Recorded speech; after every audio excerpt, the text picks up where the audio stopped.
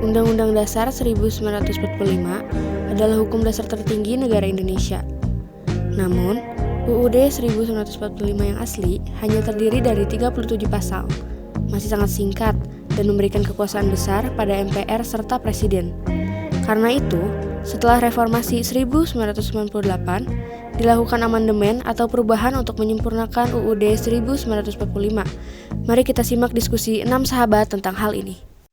Teman-teman, kalian tahu nggak kalau Undang-Undang Dasar 1945 itu pernah diubah?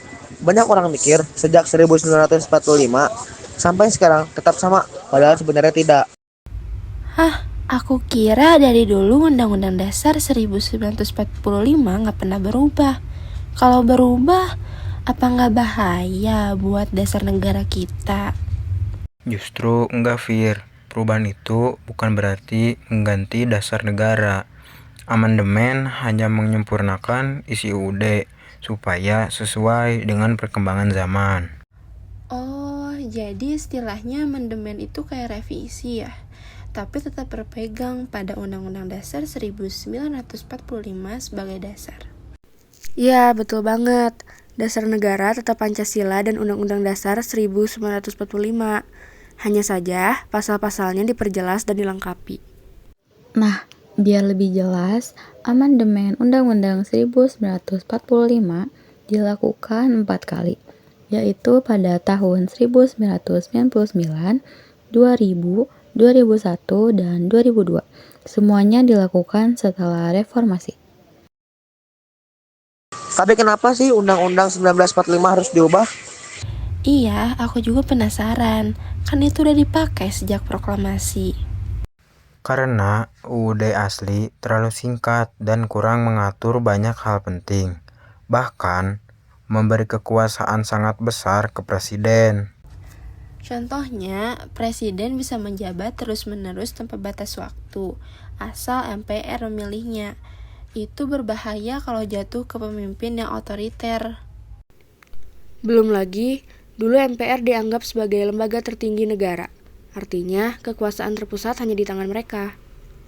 Makanya, pasca reformasi 1998, rakyat menuntut perubahan supaya sistem negara demokratis dan ada pembatasan kekuasaan. Jadi tujuannya amandemen apa aja? Pertama, memperkuat kedaulatan rakyat, supaya rakyat punya suara langsung dalam menentukan pemimpin. Nah, yang kedua, membatasi kekuasaan presiden dan mencegah penyalahgunaan jabatan. Ketiga, memperjelas dan memperkuat perlindungan hak asasi manusia serta hak warga negara. Keempat, membangun sistem check dan balance, supaya lembaga negara saling mengawasi dan gak ada yang terlalu dominan. Intinya, biar pemerintah kita lebih demokratis, adil, dan sesuai perkembangan zaman. Contoh nyata, setelah amandemen, presiden dan wakil presiden hanya boleh menjabat maksimal 2 periode. Kalau sebelum amandemen, nggak ada batasnya ya? Iya, jadi bisa aja ada presiden berkuasa puluhan tahun. Selain itu, dulu presiden dipilih oleh MPR. Sekarang, presiden dipilih langsung oleh rakyat lewat pemilu. Itu jelas lebih demokratis. Benar, karena kedaulatan rakyat makin ditegaskan di Undang-Undang Dasar hasil amandemen. Amandemen juga mengubah posisi MPR.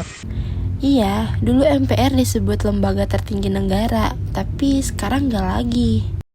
MPR kini setara dengan lembaga negara lain.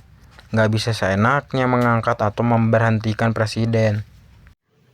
Selain itu, amandemen juga melahirkan lembaga baru. Ada Mahkamah Konstitusi yang tugasnya menguji undang-undang apakah sesuai UUD. Ada juga Komisi Yudisial yang mengawasi perilaku hakim supaya peradilan lebih bersih dan adil. Bagian penting lainnya adalah penguatan hak asasi manusia. Iya, sekarang jelas tertulis hak untuk hidup, hak beragama, hak berpendidikan, hak berpendapat, bahkan hak atas pekerjaan. Bahkan ada pasal baru yang mewajibkan negara untuk melindungi, memajukan, menegakkan, dan memenuhi HAM. Dengan begitu, rakyat punya jaminan perlindungan dari konstitusi. Dan negara jelas punya kewajiban terhadap rakyatnya, nggak bisa abai. Ini penting supaya Indonesia bukan cuma kuat, tapi juga adil bagi semua. Jadi kesimpulannya, amandemen Undang-Undang 1945 bukan mengganti, tapi menyempurnakan. Dilakukan 4 kali tahun 1999 sampai 2002 sebagai bagian dari reformasi. Tujuannya memperkuat demokrasi, membatasi kekuasaan, dan melindungi rakyat juga. Isinya antara lain pembatasan masa jabatan presiden, pemilihan langsung, dan hak-hak warga negara. Ditambah pembentukan lembaga baru seperti MK dan KY untuk menjaga keseimbangan kekuasaan. Dengan adanya amandemen, Undang-Undang 1945 jadi lebih lengkap, modern, dan sesuai kebutuhan bangsa. Perubahan Undang-Undang Dasar 1945 melalui amandemen adalah tonggak penting bagi Indonesia. Dengan amandemen, kedaulatan rakyat lebih kuat, kekuasaan presiden terbatas, hak asasi manusia terlindungi, dan lembaga negara saling mengawasi. Inilah bukti bahwa konstitusi Indonesia mampu berkembang mengikuti zaman tanpa kehilangan jati dirinya.